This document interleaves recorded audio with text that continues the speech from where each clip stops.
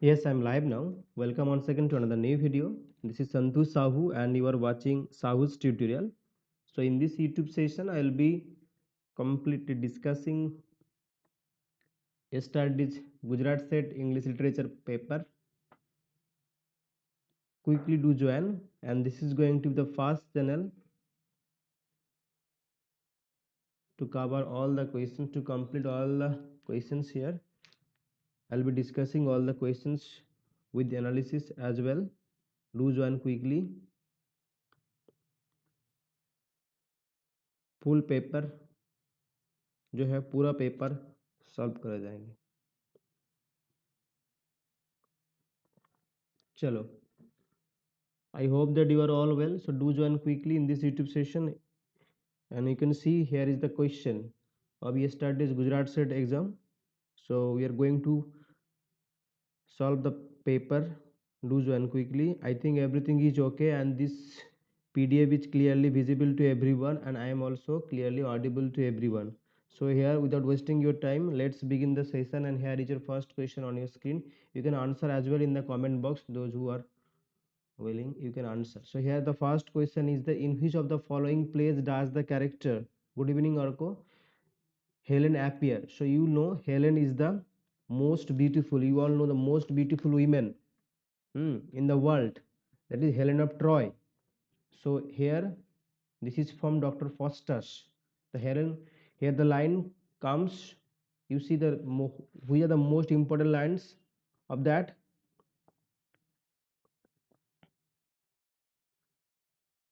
Here Foster is saying that sweet Helen, make me immortal with a kiss. Sweet Helen, no, Helen of Troy, that is Helen of Troy. It's not alchemist. So Dr. Faustus is the right answer. Helen appear in Dr. Faustus, you all know. So that is the line that Dr. Faustus is saying, that sweet Helen, and Helen appeared twice in that drama. So sweet Helen, make me immortal with a kiss. So this is the important line. Sweet Helen, make me immortal with a kiss, and her lips six her lips sucks forth. This is how the line continues. So here Dr. Faustus is the marvelous Dr. Faustus is the right answer, and here Helen appears twice in that work. Whereas Volpone, as you like it in Alchemist, you all know. Whereas the Alchemist is actually one of the best ever plot written, given by Samuel Taylor Coleridge along with Oedipus Tyrannus and Tom Jones. Okay. Who among the following is the protagonist of Oliver Goldsmith, The Good Natured Man? The Good Natured Man is actually a work that was published in the year 1768, and in this uh, work we have the protagonist called Sir William Honeywood Jervis, Sir William Honeymoon, Miss Richard. So here the right answer is actually good. Here it's okay. Here Sir William Honeywood is the right answer. Sir William Honeywood. Okay.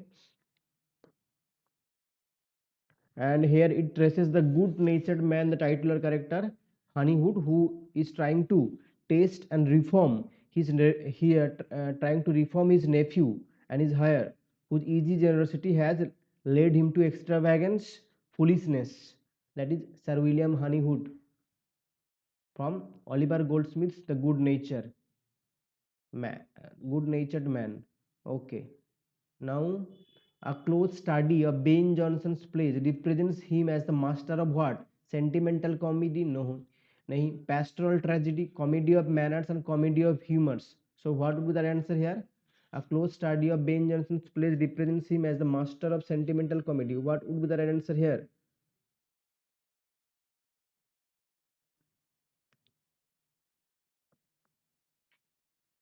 That is comedy of humors. Exactly. It is Sucharita Godod. Yeah, it's comedy of humors, and comedy of manners is from Restoration period. Chalo. Now here is question number 4. Which of the following is not written by John Webster? The Devil's Law case, Samson against is Duchess of Malfi, the White Devil. So you know the White Devil. Who is the White Devil? Remember that. Okay, got it, Orko. And here is question number 4. The White Devil here is Victoria. Okay, who is it's Victoria. The White Devil here protagonist is Victoria. Remember that, who had murdered her husband. Then you have also Duchess of Malfi. Here the Duchess of Malfi. Who is the Duchess here? Who is the Duchess? The Duchess of Malfi is unnamed here. It has 5 acts as well. It has 5 acts. It's a revenge tragedy. The widow Duchess falls in love with a steward called Antonio, and the brother Antonio, and the brother actually, that is, you have the brother like Ferdinand.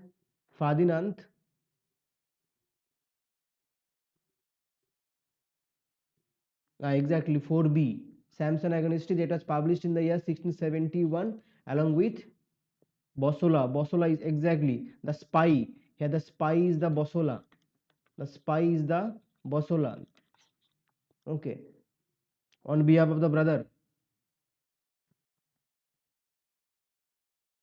So here Samson Agonistes was published in 1671 along with Paradise Regan. Remember that it is published along with Paradise Regan in 1671. 1671 along with Paradise. So here Samson Agonistes is the right work by Milton. Which of the following plays is written by Bertolt Brecht? The Life of Galileo, Look Back in Anger, The Caretaker, Raisin in the Sun. Here, A Raisin in the Sun is a work by Lawrence Hansberry. A Raisin in the Sun is a work by Lawrence Hansberry. The Caretaker is a work by Harold Pinter. A Raisin in the Sun is a work by whom? By Hansberry. Exactly. Look Back in Anger, you know, that is by your A Raisin in the Lawrence Hansberry is the author here. Exactly. Exactly. Lauren Hansberry is the author here. Caretaker Harold Pinter, Look Back in Anger, and here Life of Galileo is the work here. A is the right answer. Osborne has written this work, Look Back in Anger, performed first in 1956. Here this the astronomer, Life of Galileo.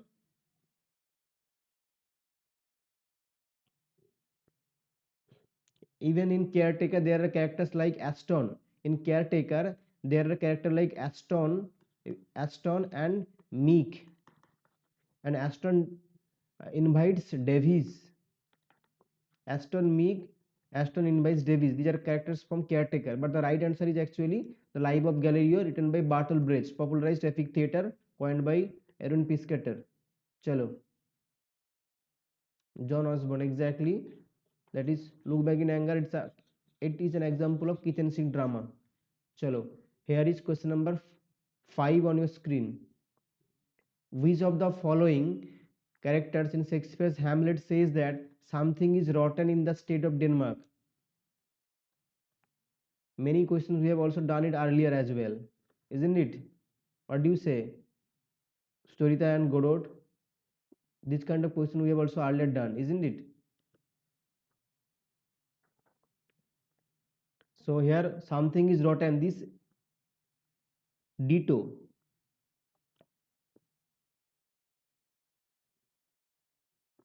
We have discussed this question earlier. It's not Claudius, it's not Polonius, it's not Latus, it's Marcellus. Marcellus is the right answer here. Marcellus is actually saying this something is rotten in the state of Denmark. It's because of the ghost. And why it is rotten? It's because of the Claudius crime. It's Act 1, Scene 4. Okay, in Act 1, Scene 4, we have this line told. It was spoken by whom? It was spoken by Marcellus. Here Marcellus and Horatio, they are actually debating whether or not to follow Hamlet and the ghost in the dark night. The ghost is actually ominous symbol, a symptom of the, that is your that is rotten, restlessness, rottenness of Denmark.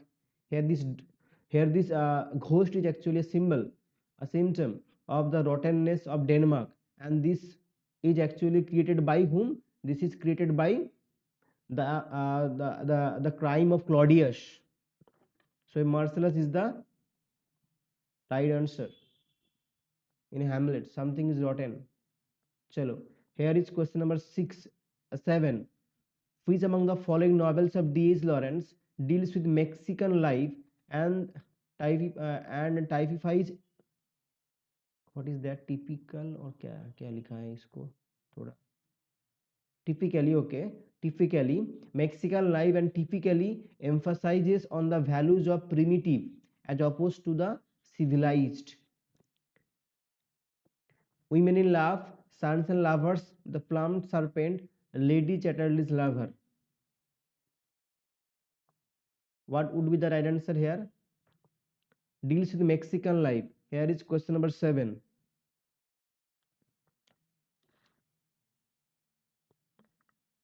And that novel was published in 1926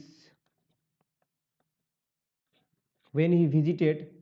So this is when he visited Mexico. When he visited Mexico in 1923. He had visited Mexico in 1923, and this visit had influenced D.H. Lawrence to write that novel. Here the right answer is actually The Plumed Serpent. C is the right answer. And he conceived that idea when he had visited in 1923 Mexico. Chalo. To which country does Ngugi wa Thiong'o belong?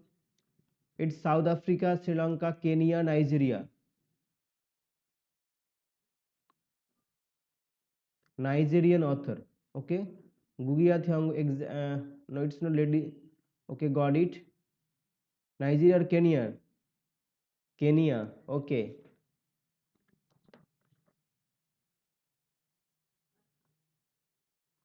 Okay, apart from Godot,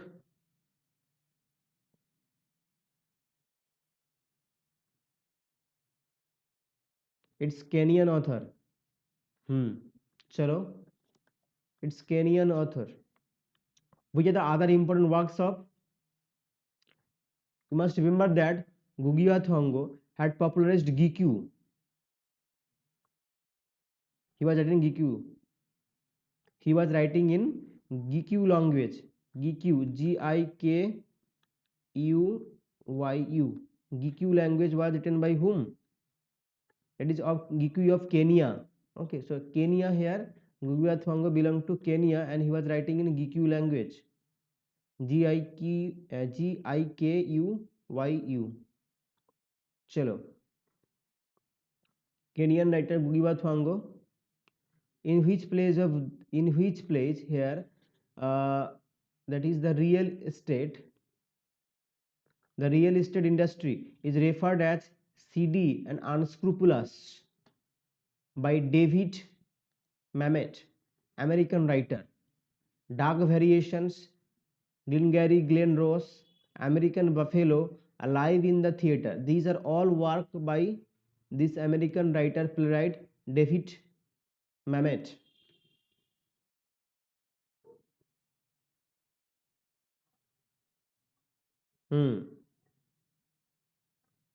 8A, got it. Okay, 8A. What you have answered? 8, no, it's Kenya. Okay, Uttam, it's Kenya. And okay, so here is 9. On in which of place the real estate industry is referred as seedy and unscrupulous by David Mamet. So what would be the right answer here?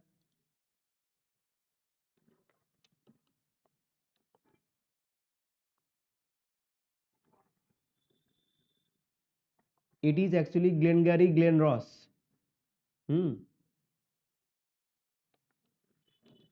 This is a Pulitzer Prize winning work. Okay, Glengarry Glen Ross, it's a Pulitzer Prize.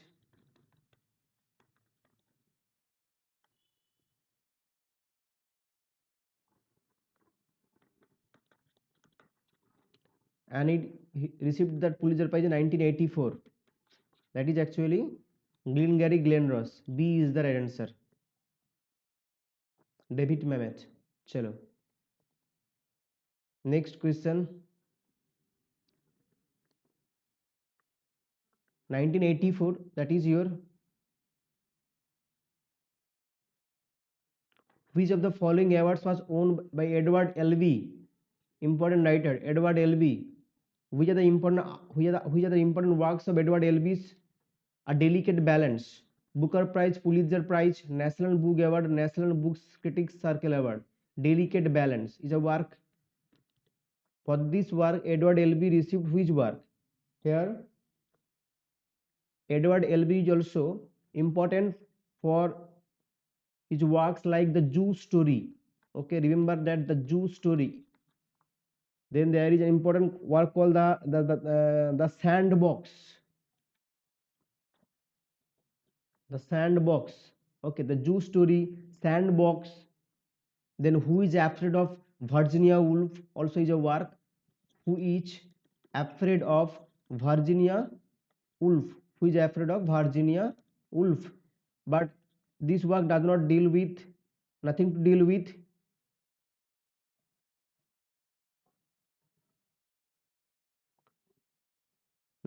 with Virginia Woolf. And even there is a work called they are tall women. So here it's Pulitzer Prize. It's Pulitzer Prize again. Okay, B is the right answer. A Delicate Balance, it is actually a three-act play. Three-act play. Edward Albee won Pulitzer Prize for drama in 1967. So this is in 1967. American playwright here. Chalo.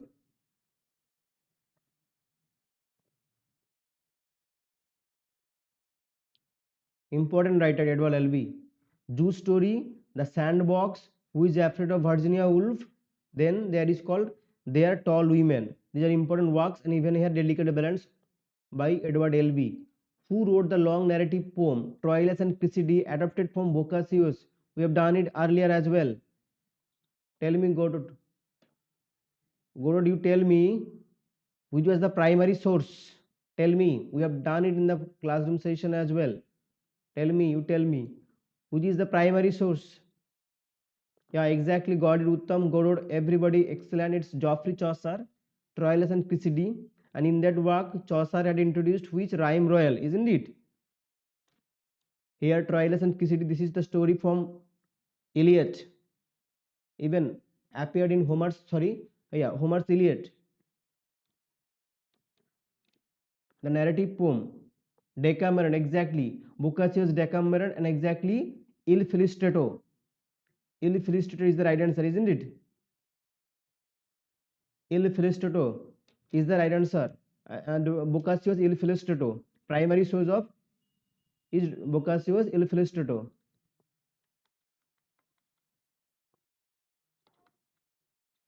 You told it earlier. Chalo.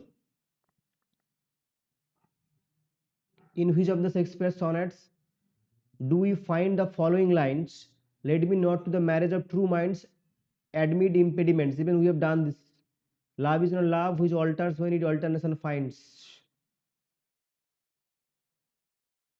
116, sonnet 18, 114, and sonnet 15. In which sonnet does this line appear?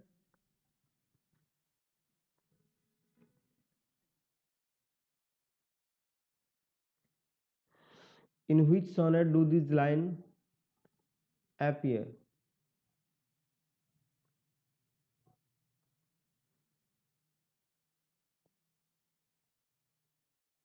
It is, we have done it earlier as well. It's sonnet 116, isn't it? It's sonnet 116 is the right answer. This is the opening line. No, no, no. This is the opening line. This is the opening line of that sonnet, sonnet 116. Chalo.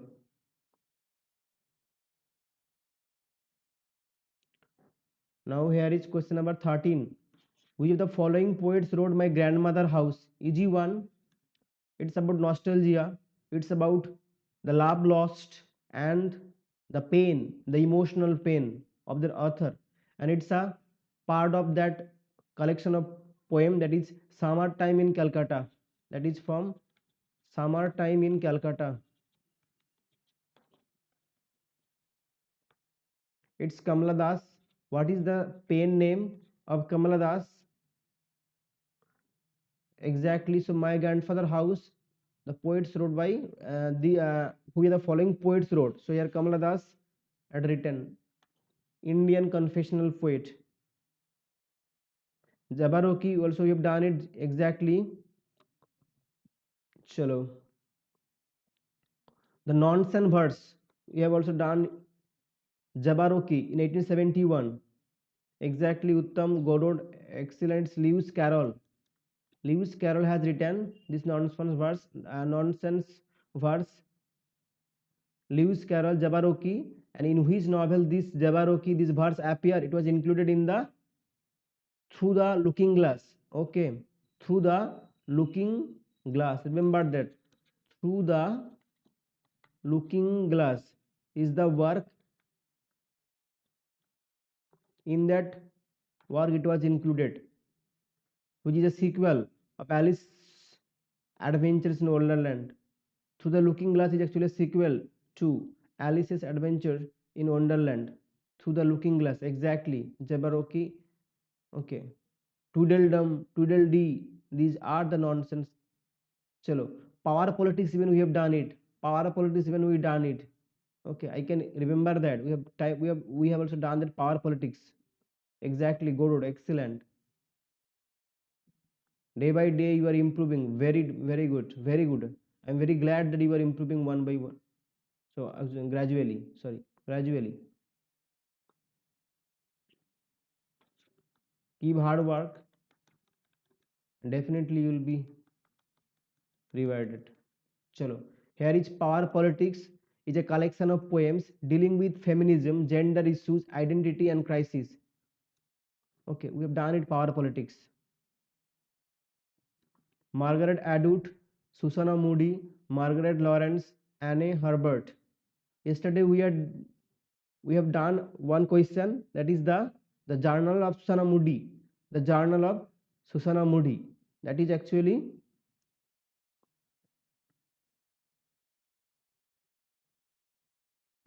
collection of poem. Here it's Power Politics is also a work by Margaret Atwood. Okay, even the Journal of Susanna Moody is also a collection of poem by Margaret Atwood. Remember that Power Politics, the Journal of Susanna Moody. This is also a collection of poems by Margaret Atwood. So here Margaret Atwood is the right answer. Chalo. Here is question number 16. Who wrote the epic poem that is called The Approximate Man?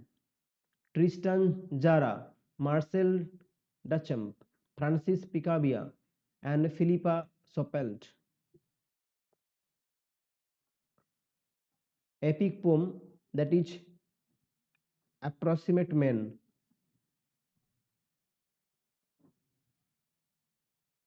किसने लिखा है?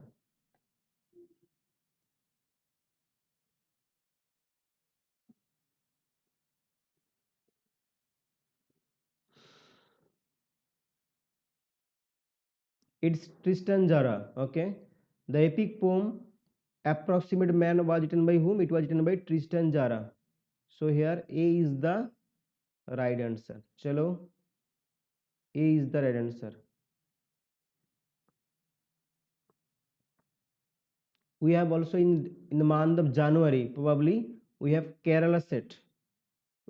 I'll be covering as well Kerala set, that is going to be conducted in the month of January 2024. Chalo. So Tristan Jara is the right answer. Here is question number 17. In which of the following poem is the lover's heart is compared to a hand grenade? The sun rising, a valediction forbidding morning, the given heart, a supplication.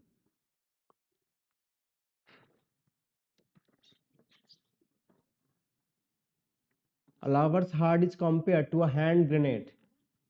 There is a clue in that question only. There is a clue in the question only. Lover's heart compared to a hand grenade? It's by Abraham Cowley.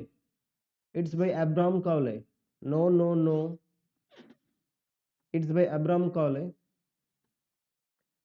This is by Abraham Cowley.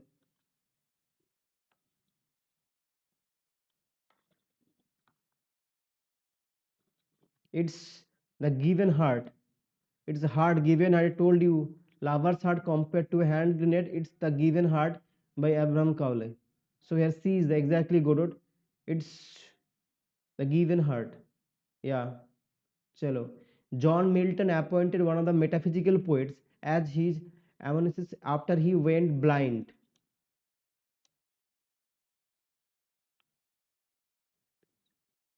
Metaphysical poets as his amanuensis after he went blind. So what happened when Andrew Marvell became completely blind? He was actually dictating his bars. He was actually dictating his verse and prose to his helpers, to his amanuenses, who copied them out for him. And one of them was Henry Vaughan, John Donne, Abraham Cowley, Andrew Marvell, who was one of them. Was total, when he became totally blind, he was actually dictating his verse and prose.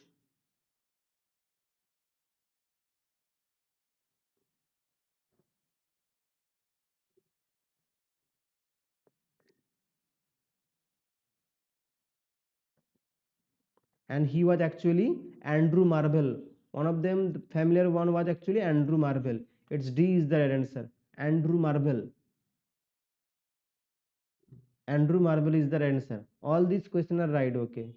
No, no, it's not Henry Vaughan. Andrew Marvell. Excellent. Go road. Excellent. It's Andrew Marvell. Well done. Well done. Whom did Dryden hail as the father of our English numbers? Father of our English numbers.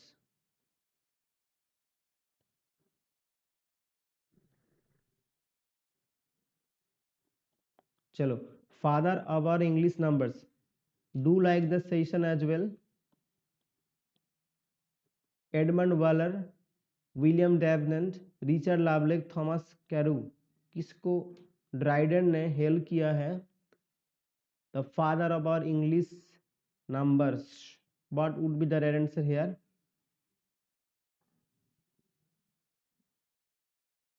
Any idea? If you are not able to answer it, please do comment, then I will be moving fast. Even if you are not able to answer, please do comment like that, then I will be moving fast. No, it's not Dave Nan, it's not even Richard Lablack, Thomas Carew, it's Edmund Waller. Okay, Edmund Waller. Dryden hailed the father of English numbers, it's Edmund Waller is the right answer. So A is the right answer. Chalo. To whom did Samuel Johnson, easy one, to whom did Samuel Johnson apply the epithet Augustan fast?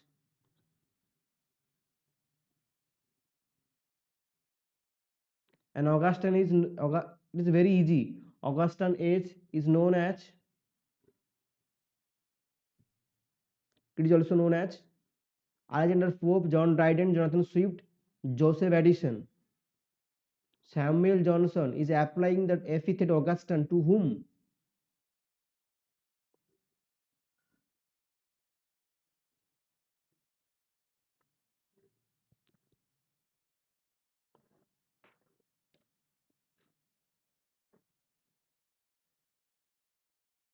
Which age is known as Augustan period?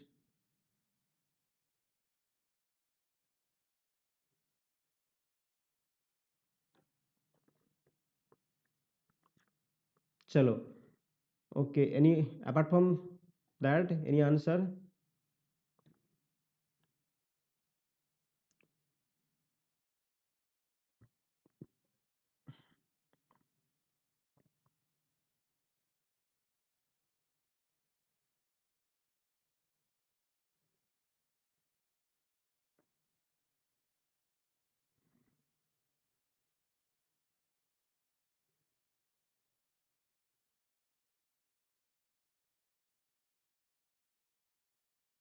Okay.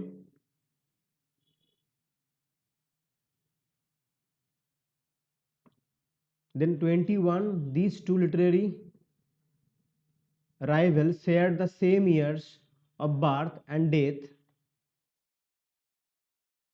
Who are they? Dryden and Shadwell, Sidney and Gosson, Pope and Theobald, Green and Shakespeare. Augustine is age of 18th century, okay. But the question was that to whom did Samuel Johnson apply the epithet Augustine first?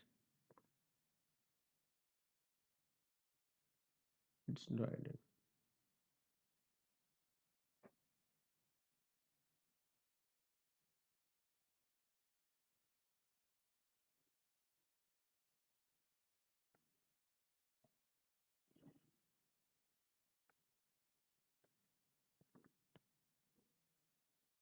Is it?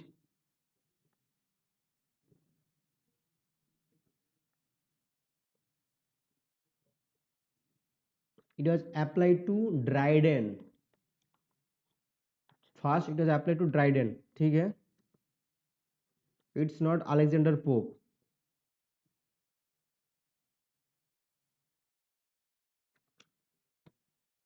20 का जो है ना ये B right answer है.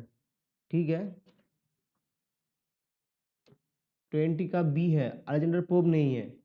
Samuel Johnson applied the epithet Augustine first to John Dryden, and this is a PYQ question, and this is a ED PYQ question. These two literary, exactly, any idea? Here it's actually Pope and Theobald, Lewis Theobald and Pope. Lewis Theobald and Pope. Both of them died in 1744.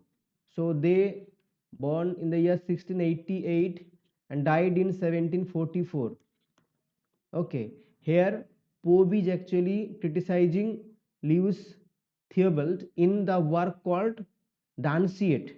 In the work called the Danciate, whereas Lewis Theobald had criticized Pope in the work called Shakespeare, attacked Alexander Pope in the work called, that is, Shakespeare Restored.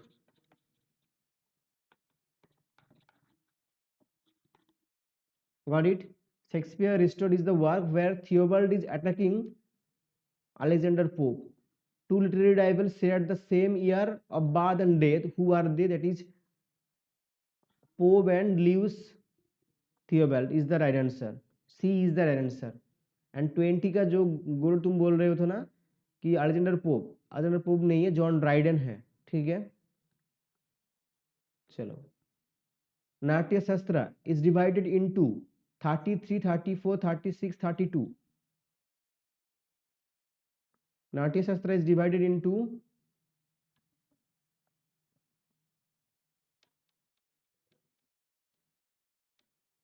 all these questions are 100% true. From 1 to 21, there is no doubt. There is no doubt. Every question is right actually. Exactly, Krishna Chandran Mishra. Exactly, it's 36. Well done. Natya Shastra is divided into 36, sometimes 37 as well, 38 as well, but 36 here, it's 36 given, so 36 is the right answer here. Sometimes 37 अगर है तो 37 38 भी हो सकता है. ठीक है, 36 is the right answer. चलो. Which among the following novels portraying the character Square Olorthi? Square Olorthi, the widower, the widower, the kind-hearted widower. Okay, the kind-hearted widower, adopting whom? Tom. Square Olorthi from Tom Jones, Amelia, Joseph Andrews, Pamela. Square Olorthi form is a character form, that is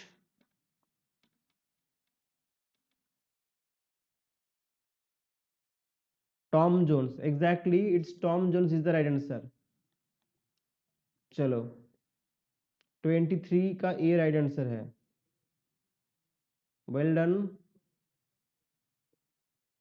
A. Got it. How many years did James Joyce take to complete his novel Finnegan's Wake? Sorry, what is happening? I do not know. Just a minute. Again, the same thing is happening. Chalo. How many years did James Joyce take to complete his novel Finnegan's Wake? The options are 5 years, 7 years, 10 years, 15 years. None of the answer is right actually. It should be 17 years. So the question is wrong actually. The question is wrong. It should be 17 years. Okay, write it down. 17 years right answer होगा. ठीक है, question गलत है. ठीक है, question गलत है. हर एक को नंबर मिलेगा. 17 ईयर्स होगा, 7 नहीं है, 17 होगा. ठीक है, 3 डालना भूल गए.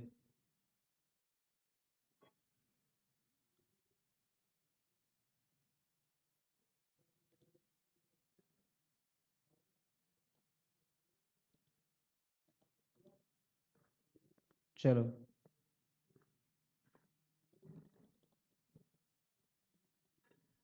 who among the following is not a Victorian novelist?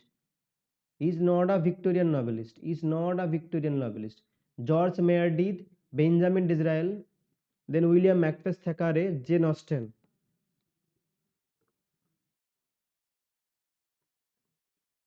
A, B, C, D. चलो,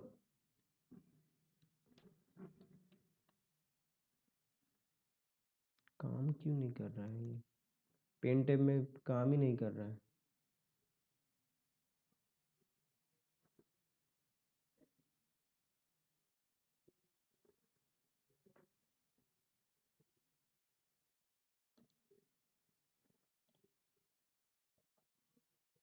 देखो, George Meredith Victorian novelist, Benjamin Disraeli Victorian novelist, Makepeace Thackeray also a Victorian, but Jane Austen is not a Victorian novelist. She is from Regency period. Regency period, and Regency period is from 1811 to 1820 during the reign of George the Third. Okay, in that time, other writers are like, you have Maria Edgeworth, then you have Walter Scott. Remember that Walter Scott, Jane Austen, and Maria Edgeworth, they are from Regency period, that is from 1811 to 1820, and during that time George the Third is actually ruling, but he was unable to rule. He was not capable to rule, and for that reason, after his death in the year 1820, here George the Fourth is actually is coming to the throne. So Jane Austen is the right answer. She is from Regency period, from 1811 to 1820. Chalo. In which of the following novels does the character Michael Henchard, okay, very important character,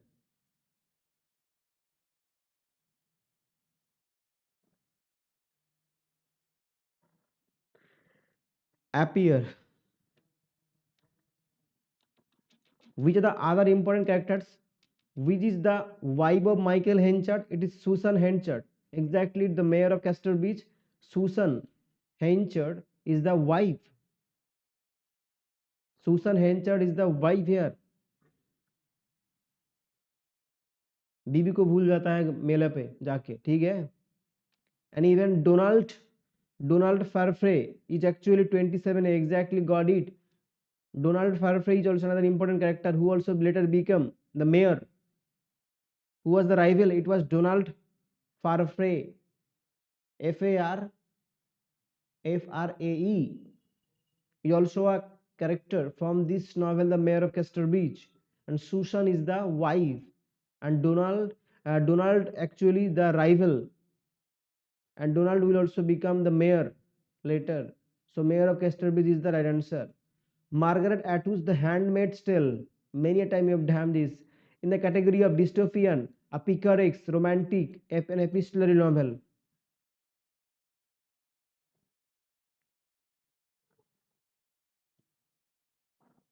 Exactly. Here, who is the protagonist of The Handmaid's Tale? That is the Offred, Offred. And Offred is going to have sex with the captain because Offred was one of the fertile women who can give birth. For that reason, here this Offred is going to having sex with captain to produce child because she was one of them, one of the fertile women during that time. So this is a dystopian novel. Exactly, dystopian novel. But the wife of captain will suspect that there is something going between the captain and Offred,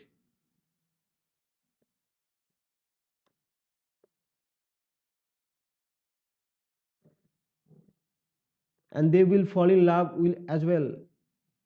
It's Glade regime, exactly. Republic of Glade. Republic of Glade. And here, Offred is the wanton women. Wanton women.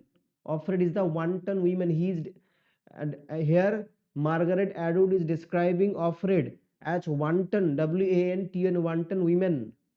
Chalo, dystopian novel is the right answer.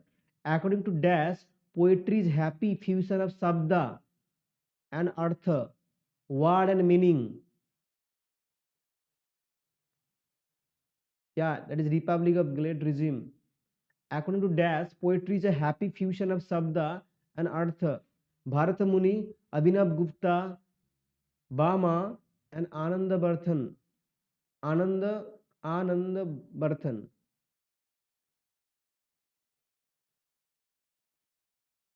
Poetry is a happy fusion of sabda, that is word and meaning, artha. It's Bama. It's Bama is the answer.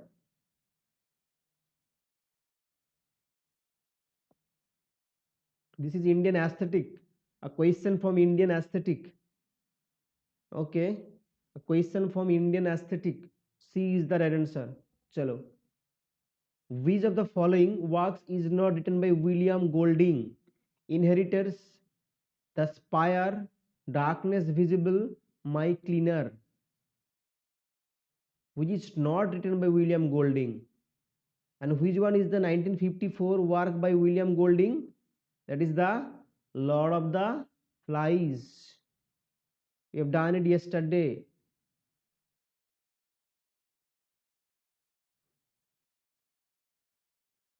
Which one is not the work by William Golding?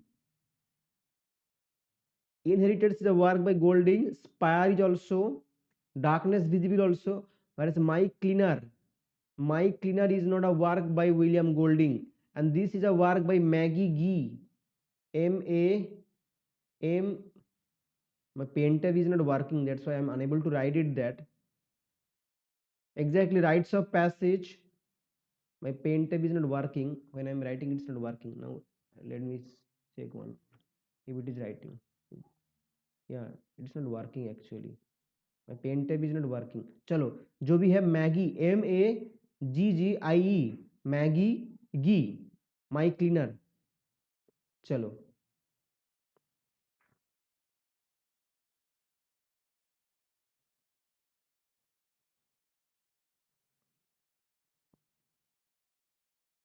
which of the following characters does not appear in Charles Dickens' Hard Times? Charles Dickens' Hard Times.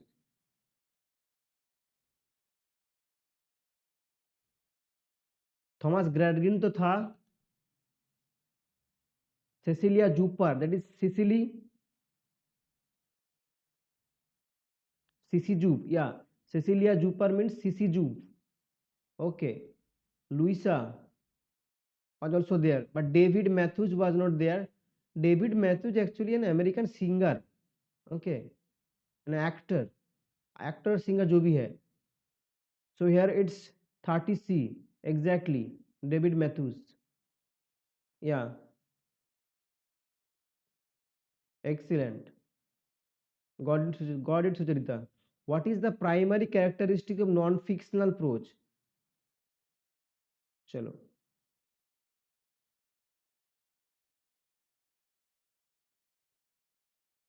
What is the primary characteristics of a non-fictional prose? Imaginary characters, factual information and real events, creative storytelling, rhyming verses. Here is question number 31.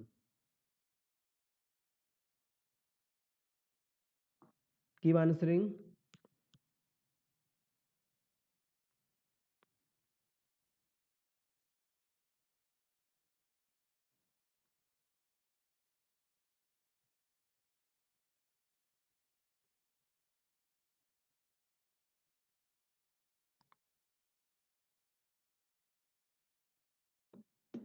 Exactly, exactly. Well done. It is nothing to deal with rhyming verses, even nothing to do with creative storytelling, factual information, and real events. Exactly, Godot, you are absolutely fantastic. 31, 30, 31 here actually, 31B exactly. Hmm. 30 factual information and real events, non-fictional approach. This one,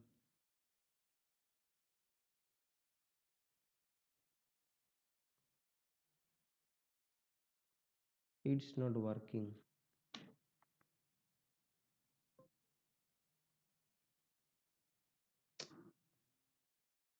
sorry sorry चलो ये काम ही नहीं कर रहा है आज का दिन ही होने वाला था ऐसे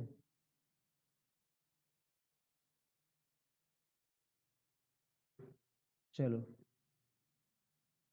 so here it's factual information real events is the right answer B चलो पूरा which author is renowned for his collection of essays titled essays titled as essays 32 Montag is the right answer okay Montag is the right answer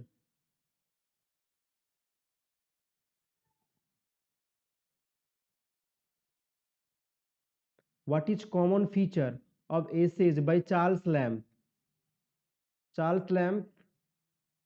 Dream Children Reverie, strictly factual content, personal reflection and exploration of ideas, thoughtful, rhyming couplets, dialogue driven narratives. Sorry guys, my pen tab is not working, that's why I'm facing some unexpected problem here. Okay, I think that is also understandable. Chalo. Charles Lamb, what is a common feature of essays by Charles Lamb? Exactly. Well done. It is personal reflection and exploration of ideas. Okay. That is autobiographical and thoughtful. Charles Lamb, Dream Children a Reverie is a famous work by Charles Lamb. Dream Children a Reverie. Chalo. What does investigative journalism primary involve? What does investigative journalism primarily involve? Reporting on personal experiences, analyzing fictional stories, in depth research to uncover hidden truths, and reviewing classic literature. It's nothing to do with reviewing classical literature. Analyzing fictional stories, exactly. Investigative journalism, primarily, the term itself is suggesting that is in depth research to uncover the hidden truths is actually investigative journalism. So here C is the right answer. Well done, Godot. Very proud of you. Chalo. Here is question number 35. What distinguishes a memoir from an autobiography? Okay. Now tell me, what is the basic difference between memoir and autobiography?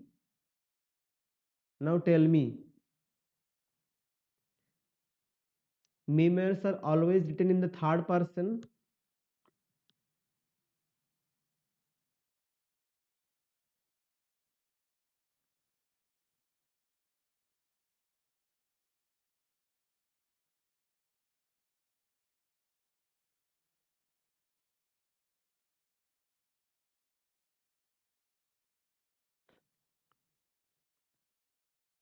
And I think this is the first channel that is covering the answer key of Gujarat State English Literature.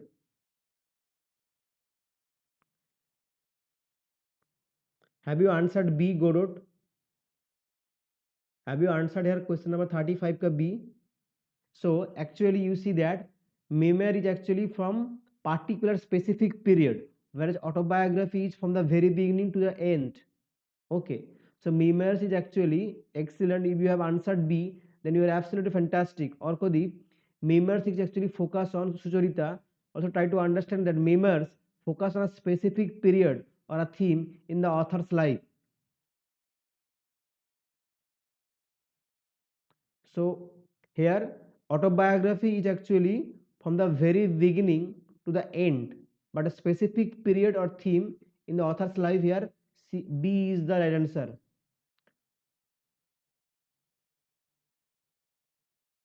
I'm also very happy that Orko and Sucharita is also, they are also doing hard work. Sucharita and Orko. So this is actually here B is the right answer. Now who is famous for in ये जो question है ना कहाँ से दे दिया पता नहीं ठीक है ठीक है who is famous for investigative work in exposing government surveillance program ठीक है this is very tough to answer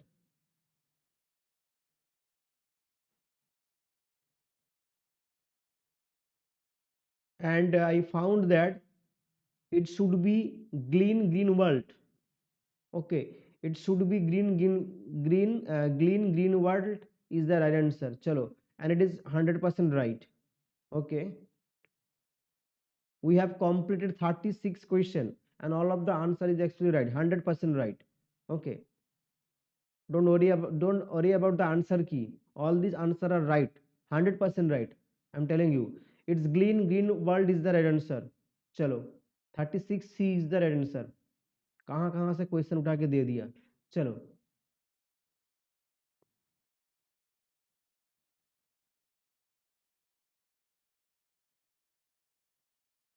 who wrote Mandela's Ego?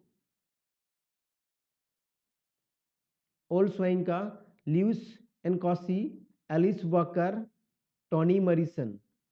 This is from here Afro-American literature. A question from Afro-American literature. Mandela's Ego.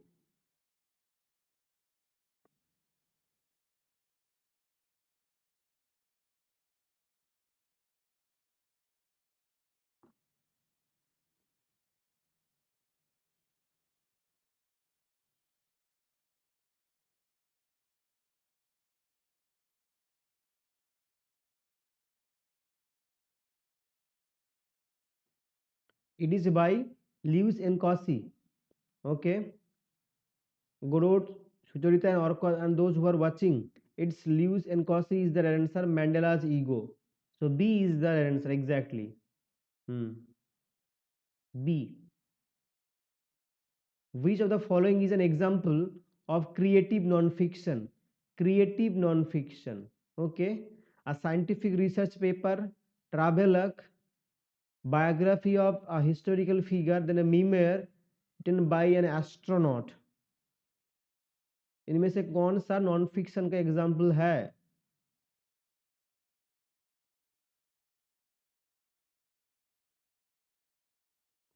देखो scientific research paper तो नहीं होगा, that is wrong, eliminate this option. Now you have biography of a historical figure, a memoir written by an astronaut. Okay, now you are exactly it is B, travelogue. Travelogue is the right answer.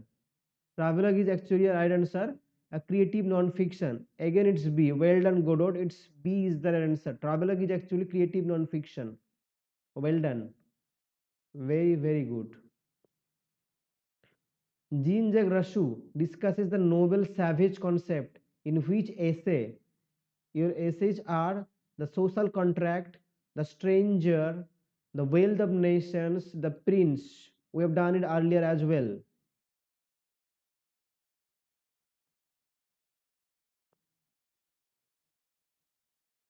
Jean-Jacques Rousseau's social contract is a work.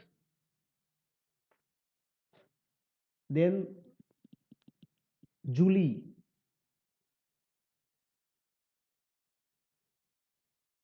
second discourse,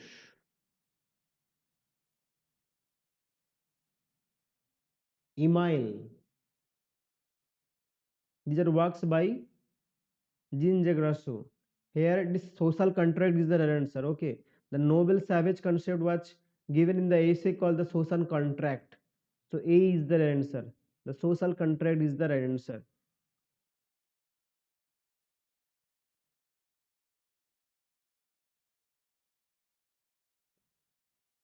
Albert Camus explored the theme of absurdity. Exactly, Sucharita. Chalo. Easy one now. 40 now. Question number 40 now.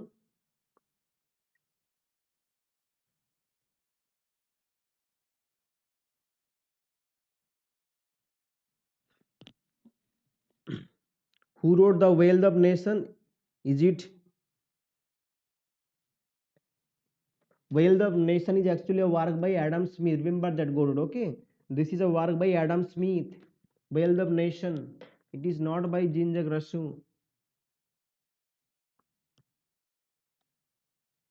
It's the Myth of Sisyphus. Exactly, Sucharita and Godot. Well done. Myth of Sisyphus is the right answer. Excellent. Chalo. Communist Manifesto by whom? Second Sex by whom? War and Peace by whom? Communist Manifesto was in collaboration with, so it is the prime writer is actually das. अच्छा मैं नहीं बोल रहा हूँ तुम लोग बोलो. Communist Manifesto. चलो बोलते जाओ. Who is known for introducing the concept of Sapir Hof hypothesis in linguistics? Sapir is the exactly Wealth of Nation. Communist Marx and Engels.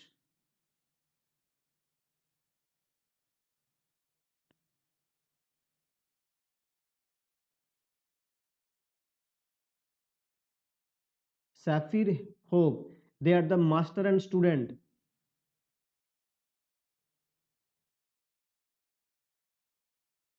Frederick Engels and Karl Marx, they have written collaboratively the Communist Manifesto. Here, Sapir and Hope, Edward Sapir and Benjamin Hope. Edward was the master and Benjamin. Second Sex by Samantha Beaver, War and Peace by Tolstoy. Exactly. Here, Benjamin Lee Hope is the right answer. ठीक है. Benjamin Lee Hope is the right answer. Sapir is Edward Sapir and Hope is Benjamin Lee Hope. So your D is the right answer. चलो, ये जो mind boggling question है इधर पे. Which of the following is an example of allophone in English phonology? Allophone in English phonology.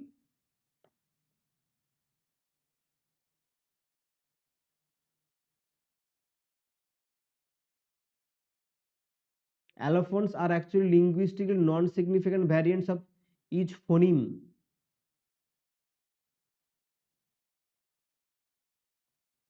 So here it's A is the answer. P in pat and P in spat is actually an example of allophone.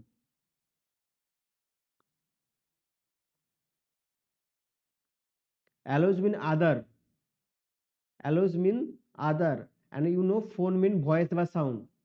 Is one of multiple possible spoken sounds or phones or signs used to pronounce a single phoneme in particular language.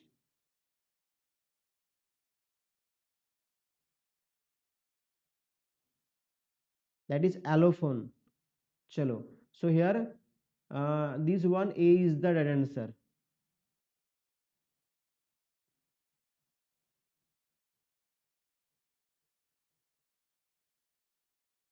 Now 43. Which theory of language acquisition suggests that children have an innate ability, यानी जन्म से है.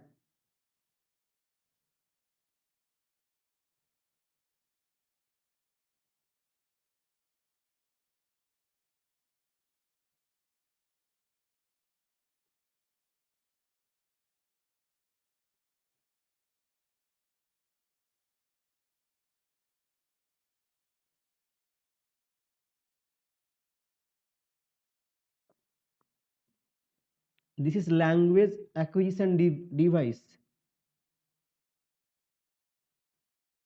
It is universal grammar theory by Chomsky. It is from pedagogy. Okay. And when I was qualifying, when I had qualified CTET, during that CTET exam, okay, I had read that language acquisition divide, even in paper one as well. Is it behaviorist? No, it's universal grammar theory. हर एक के अंदर में एक ही जो device रहता है, language acquisition device, वो जन्म से रहता है. That is by Chomsky. That is by Chomsky. Universal grammar theory, language LAD, language acquisition device.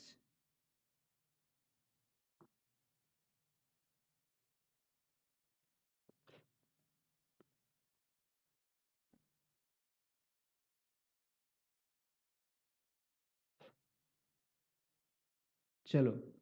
Which semiotic concept refers to the process of attaching meaning to a sign? Attaching meaning to a sign such as interpreting a word's meaning in a language.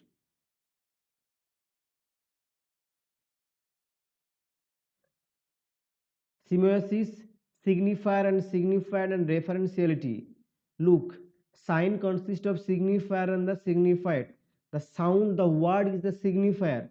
And when you are saying a dog, when you are saying tree, the idea that is coming onto your mind, the idea, the image of the tree, it is actually the signified. But the pattern, the sound, the word is the signifier.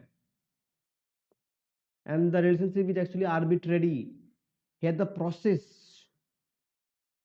the answer is, the answer is, if you are able to read the question very carefully, then it is easy to understand and to answer as well. Read the line very carefully. Which semiotic concept refers to the process of attaching meaning to a sign, such as interpreting a word's meaning in a language? That is, it is nothing to do with referentiality. So now we have signifier and signified. What is signifier? I told you the sound pattern, the word, and signified is the object. So this is the semiosis, is the process. Semiosis, exactly, Storita and Godot. Well done. It is semiosis, is the process of attaching meaning to a sign, and sign consists of signifier and signified. Exactly, its semiosis is the right answer. Well done. Which area of psycholinguistic? That is also a mind-boggling question here.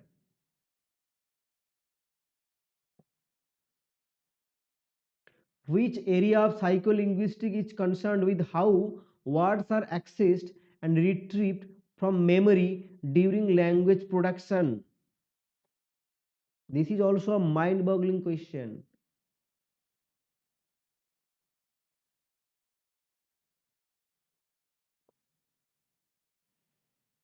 Your options are neuro-linguistics, lexical semantics, word recognition, and phonological processing. What would be the right answer of question number 45? We'll be doing till 50 or 52 like that. Then it's not lexical semantics, it's not word recognition, it's not even phonological processing, it is neuro-linguistic. Nowadays, neuro-linguistic is very much similar to the psycholinguistics. They are very much associated with. So A is the right answer, and it is 100% right answer. Okay, my pen tab is not working. Forgive me actually for that reason. It's not working, so I am doing with mouse. That's why it's facing some problem to write it down. I don't know why the pen tab is not working. So it's neuro-linguistic is the right answer. It's not lexical semantics. Chalo. What term describes the process, okay, by which languages influence and shape each other? Language influence and shape each other due to cultural contact and communication. It's linguistic determinism, language convergence, language divergence और relativity. देखो convergent divergence नहीं होगा, eliminate these two options. Now you have linguistic relativity and linguistic determinism. Determine मतलब limit करना, that is not actually. Convergence divergence नहीं, नहीं है, that is linguistic relativity. 100% right answer. Linguistic relativity is the right answer. Okay, is the process by which languages influence and shape each other due to cultural contact and communication. So here 46 का D right answer है.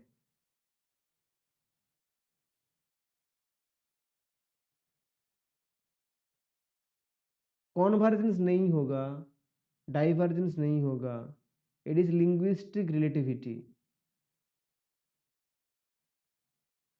Which variety of English is often considered the standard for international communication? This is again a mind boggling.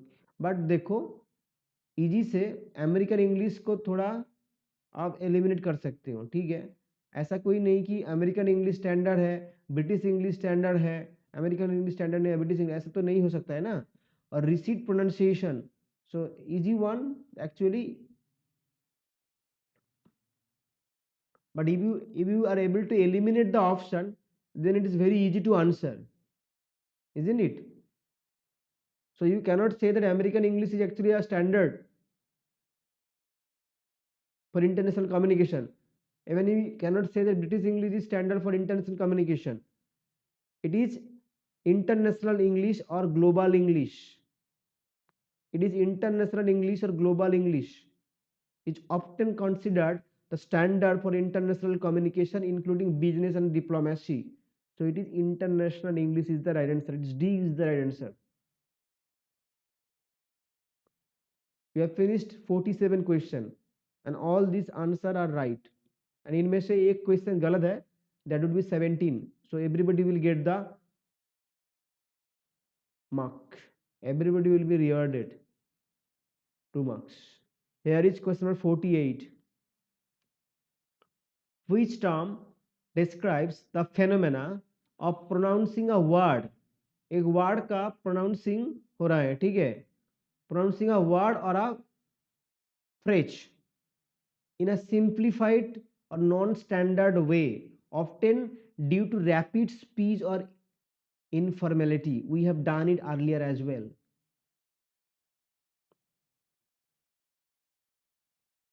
Euphony तो नहीं होगा, elation, epenthesis, aphresis. Epenthesis and aphresis वो addition हो सकता है. Epenthesis and aphresis actually पहले में एडिशन करना.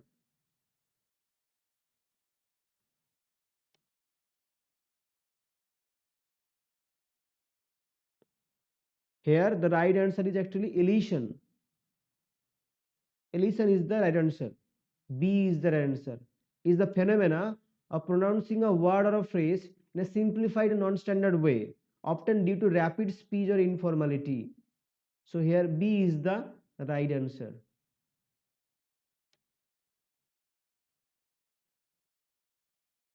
Now idiom. Which of the following idiomatic expression means to reveal a secret or hidden information? This is now an idiom. Spill the beans, break a leg, kick the bucket, the ball is in your court.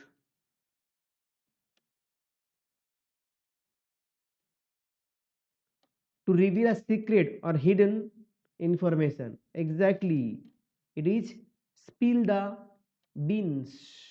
Well done. Excellent. A is the right answer. And here is question number 50.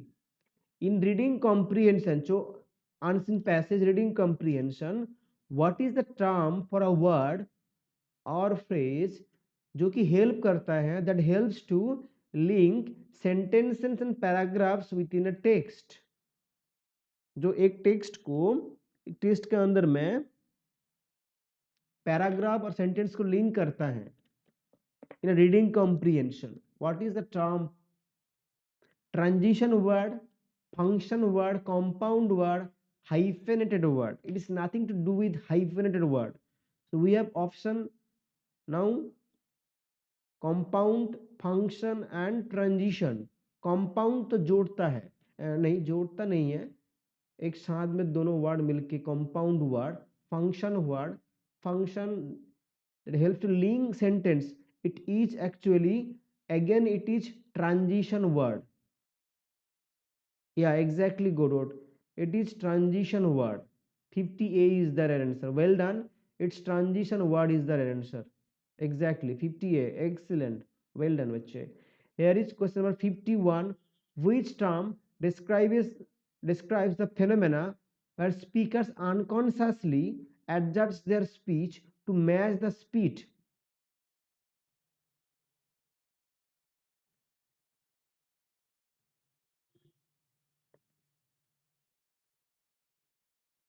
Code switching, mirroring, over articulation, enunciation.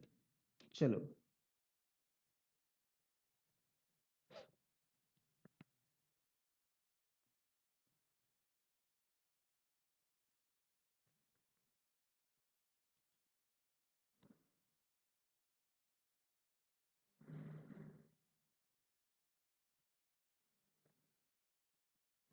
No, no, no. It's mirroring. Okay, it's not over articulation. Where speaker unconsciously adjusts their speech to match the speed, tone, and vocabulary of their conversation partner. It is mirroring.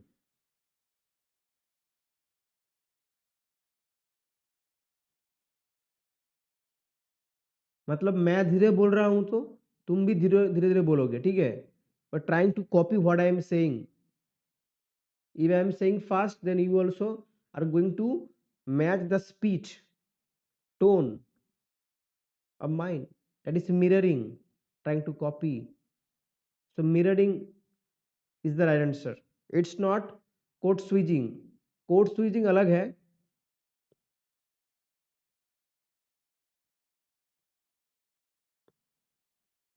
What was the primary responsibility assigned to company Charter Act of 1813?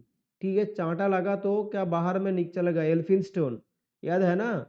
1813 in relation to education in India. So before our post pre-independence policy, educational policy here, what was the primary responsibility assigned to company by Charter Act of 1813 in relation to education in India? To establish missionary college, to promote indigenous language and cultures, to spend 1 lakh to write in English, to encourage Indians to write in English. We've done it earlier as well.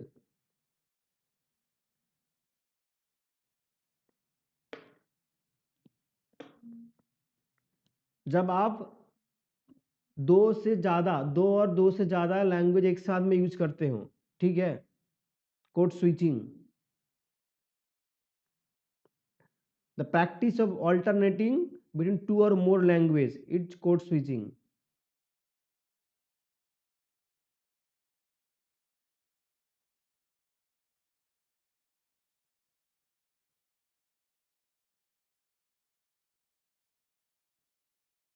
Code switching is a linguistic phenomena in which speakers switch back and forth between two or more languages or language varieties in the context of a single conversation or utterance. In a single conversation, you are actually trying to, the speaker is trying to switch back and forth between two or more languages. That's simply use of multiple languages or language varieties in a single communication. in a single situation.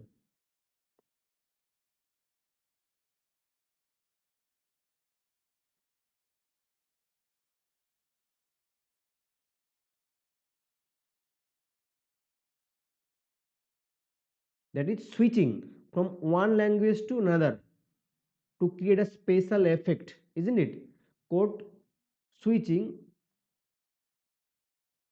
is actually you are switching from one language to another language in order to what? In order to create a special effect.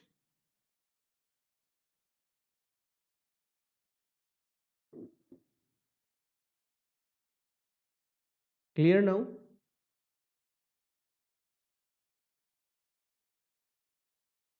It is actually ये जो था ना to spend 1 lakh, it's not right actually Sucharita, it's to spend 1 lakh rupees annually on education. This is the primary responsibility assigned to the company by the Charter Act of 1813 in relation to education in India. So to spend 1 lakh rupees annually on education is the right answer. So we have completed 52 questions and these are all right answer. ठीक है? I'll be ending the session here. Tomorrow I'll complete the remaining 40 to 48 question. Okay, I'll be ending the session here. Good night everyone. Tomorrow I'll be completing it. Okay, I have not eaten, so I have to.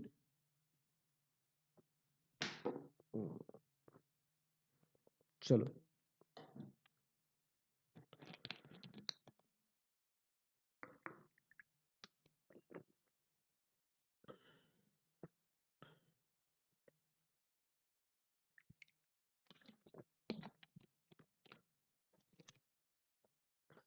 Thank you everyone. Chalo. Let's end it here. Okay.